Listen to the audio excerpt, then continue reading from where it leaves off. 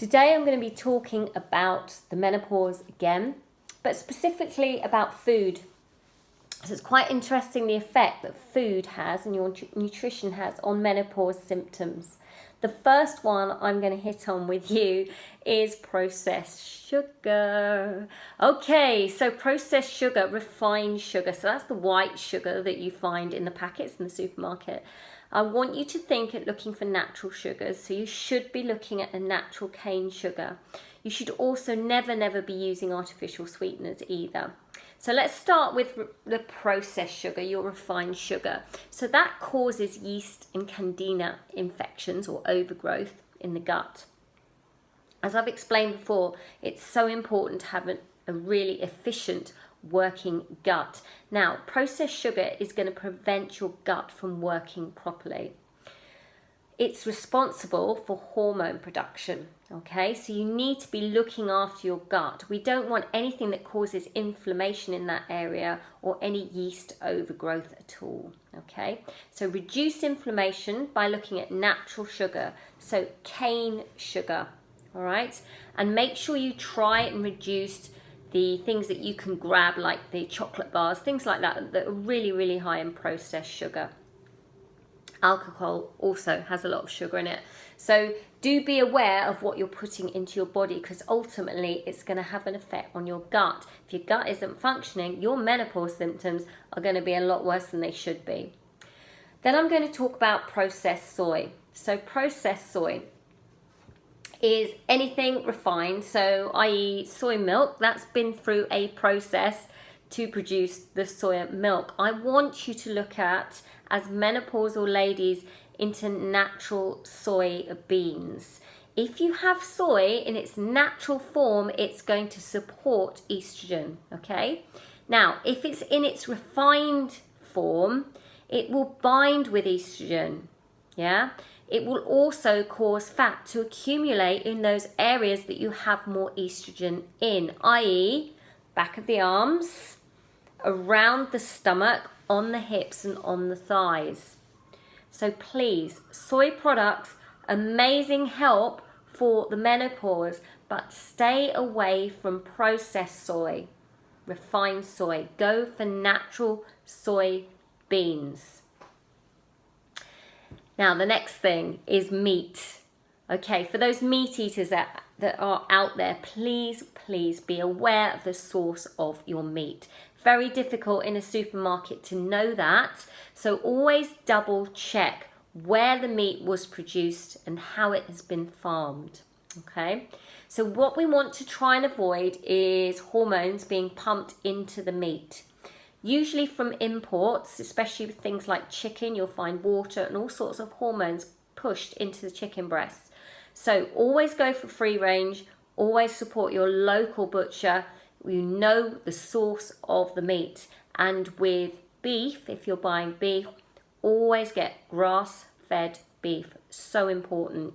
Organic, you must try and go as organic as possible. Again, if you're taking in less toxins into the body, the gut is cleansed without toxins, yeah, it works efficiently. But also your body's not fighting hard to A, try and cope with the menopause, and B, trying to work out what all these artificial hormones are that have been pumped into your body. So give yourself the break you need. Let's lessen those symptoms by looking at your nutrition. So that means, ladies, you need to avoid packaged food, yeah? There are a lot of extra saturated, nasty fats in processed foods and preservatives too that will cause your body to have a toxic overload. Toxic overload means more visceral fat. Yeah, it also means that your body will not respond efficiently. You will be putting on weight because you've got lots of toxins in the body. Okay, there are too many hydrogenated oils and refined flours, other fats, and like I said previously, preservatives, okay? We don't want to give our bodies a hard time trying to get rid of this. We're trying to give our bodies the rest it needs so that it can cope with the menopause. Artificial sweeteners too wreak havoc with hormones. Please avoid them. If you do feel that you need to have a sweetener, you can go for stevia. Now, some of you may have heard this. Stevia is made from the root of a plant, but be careful how it's processed. Always go for organic. Always know the source. Use local shops. There's plenty of health food shops around that can give you good advice about natural sweeteners, plant-based. Now, gluten. Everybody seems to have some kind of reaction as we get older to gluten, okay? Not 100%, but most of the women that I've come in contact with, including myself, do have an allergy, just a little bit, not a lot, all the time, to gluten. However, you do get IBS sufferers who cannot tolerate it at all. So everybody's affected in a different way. Now, this causes major inflammation in the gut, okay? This is going to have a knock-on effect to your immune system, and that means autoimmune disorders. Let's make our body be productive. Let's keep it nice and calm. Let's really think about taking that gluten out. So pasta, yeah, anything that's white, so pasta, bread has got a lot of gluten and wheat in it as well, which also causes inflammation. So if you can go gluten-free, that will really help your symptoms. And just be careful how many breads that you're having, yeah? Try and limit it. Go for low GI carbs. Go for sweet potatoes. Quinoa's a great one to add. There's also sweet potato, quinoa. Brown rice is a fantastic source of carbohydrates, low GI, and oats too, gluten-free oats.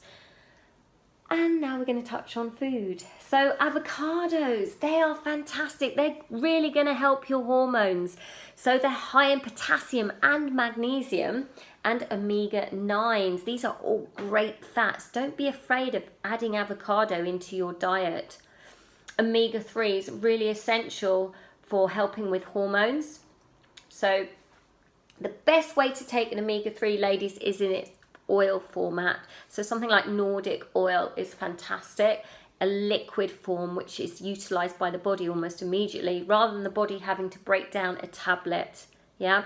So if you can take most of supplements, most tablets in powdered or liquid form, it's going to access where it needs to go quicker than it is breaking down in a tablet form. Obviously, some vitamins and minerals have to be that way, but do look into it. There's lots of information on the internet about that.